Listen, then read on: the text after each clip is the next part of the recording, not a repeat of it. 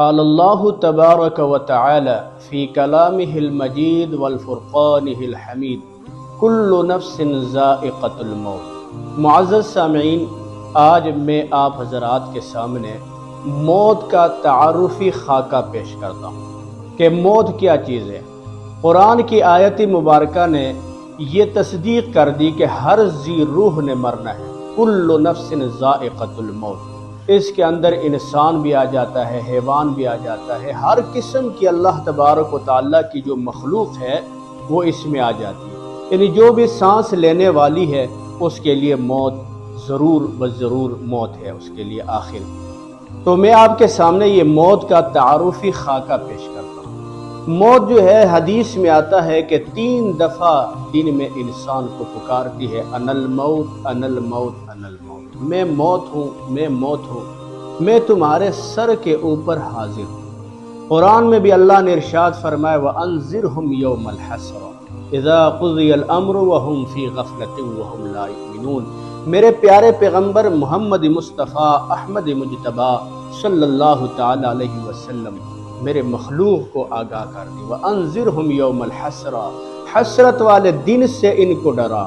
حسرت والے دن سے مراد یا تو موت کا وقت ہے اور یا قیامت کا دن ہے، یہ دونوں چیزیں اس سے مراد لیے جا سکتی ہیں۔ انسان پھر حسرت میں پڑا ہوگا جب انسان مرتا ہے، اپنے موت کو وہ دیکھتا ہے، موت اس کے سر کے اوپر ہوتی ہے، اس وقت انسان بڑا پریشان ہوتا ہے، اولاد کے طرف سر اٹھا کے دیکھتا ہے لیکن وہ اولاد بھی بے بس ہوتی ہے اور اللہ کے فیصلے کے سامنے کچھ بھی نہیں کر سکتی۔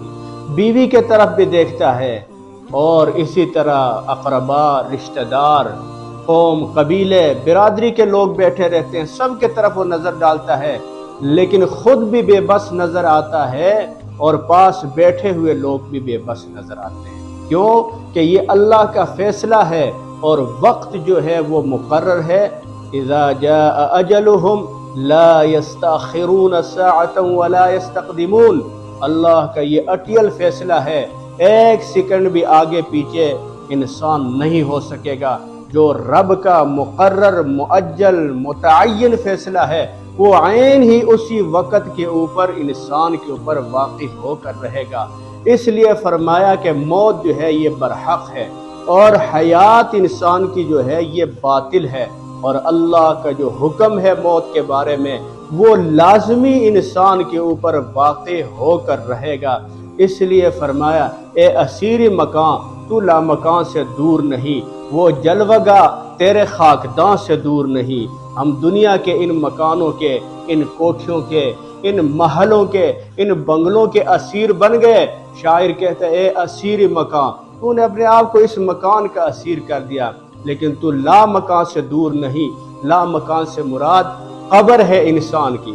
آخر انسان نے کچھ زندگی یہاں پر گزارنی ہے، کچھ دن گزارنے ہیں، کچھ راتیں گزارنے ہیں، کچھ لمحے ہی گزارنے ہیں۔ 50 60 70 سال کے بعد زندگی ختم ہو جائے گی اور پھر اس لا مکان کے طرف اپنا سفر شروع کر دے گا جس کو آج ہم اہمیت ہی نہیں دیتے، مقام ہی نہیں دیتے، حالانکہ ہمارا اصل گھر وہی ہے جس کو ہم اہمیت نہیں دیتے، یعنی قبر ہے۔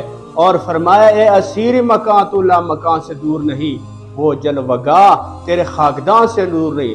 ہمارا اصل جلوگاہ جو ہے وہی ہے اور یہ جسم اس کا خاکداں ہے۔ شاعر نے بڑی منظر کشی کی ہے، شاعر نے بڑا عجب نقشہ کھینچا ہے، اللہ کرے کہ ہمارے دماغ کے اندر یہ بات آ جائے۔ اس لیے رب العالمین نے فرمایا کہ ہر ذی روح نے موت کا ذائقہ جو ہے وہ چکھنا ہے، وہ بوڑھا ہے، جوان ہے، عورت ہے، کوئی بھی ہے، اس نے مرنا ہی مرنا ہے۔ صحابہ کرام سے رسول اللہ صلی اللہ علیہ وسلم سے صحابہ کرام سوال کرتے ہیں کہ اللہ کے حبیب محمد مصطفیٰ احمد مجتبیٰ صلی اللہ علیہ وسلم موت کس چیز کا نام ہے؟ آپ علیہ السلام نے فرمایا کہ موت اس چیز کا نام ہے کہ جب وہ واقع ہوتی ہے تو ماؤں سے لال جو ہے وہ چھین لیتی ہے۔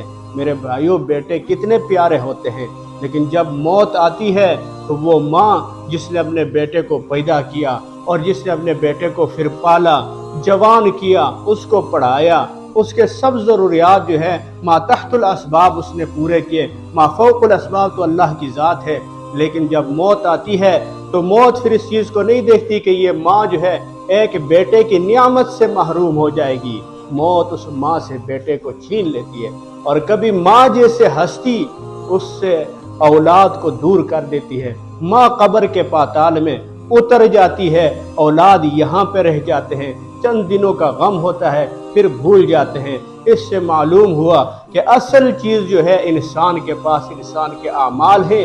اس لیے قرآن مقدس، احادیث مبارکہ بار بار ہمیں متنبہ کر رہے ہیں کہ تم اپنی قبر کی تیاری کرو، اپنی آخرت کی تیاری کرو۔ نہیں ہے خوف خزاں کب تک بہار زندگانی میں، کہاں تک شمع ہستی کی جلے گی اس بزم فانی میں۔